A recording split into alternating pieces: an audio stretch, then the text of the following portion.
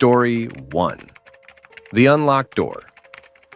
Rushing out the door, I grabbed my bag and coffee, barely glancing at the doorknob as I pulled it shut behind me. Halfway down the street, a nagging thought crept into my mind. Did I lock the door? I couldn't remember. My routine was always the same. Pull the door shut, turn the key, test the handle. But this morning, in my rush, had I skipped that last step? The thought sat with me all day. By the time I got home that evening, the feeling of unease had twisted itself into full-blown anxiety.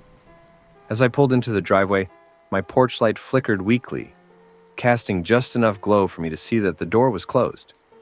I stepped up to it, pressing my palm against the wood. Slowly, I turned the knob. It gave way too easily. The door had been unlocked all day. A cold wave of dread washed over me. I stepped inside. The house was silent. Nothing looked disturbed. Maybe I had just gotten lucky. Then I saw them. Muddy footprints trailing from the door, leading straight to my bedroom. My stomach twisted. The air in the house felt heavier, suffocating. I moved cautiously, heart hammering, stopping just outside the bedroom door. It was open just an inch, just enough for the darkness inside to swallow the weak hallway light. I listened, faint breathing.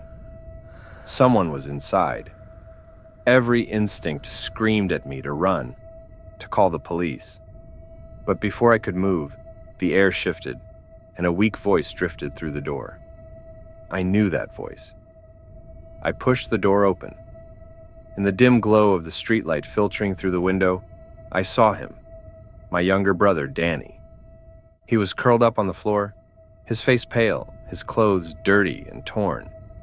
He looked up at me, eyes filled with something between shame and desperation. He had nowhere else to go.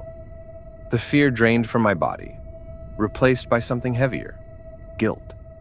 I hadn't spoken to him in years, had no idea where he'd been or what he had gone through. And yet, here he was, in my home, scared, starving, waiting for me to find him. I closed the door behind me, not out of fear anymore, but because for the first time in a long time, my brother was finally safe.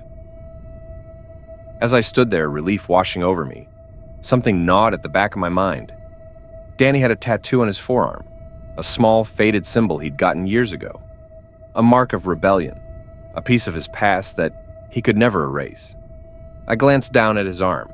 The skin was bare, no ink, no trace, nothing. That wasn't my brother.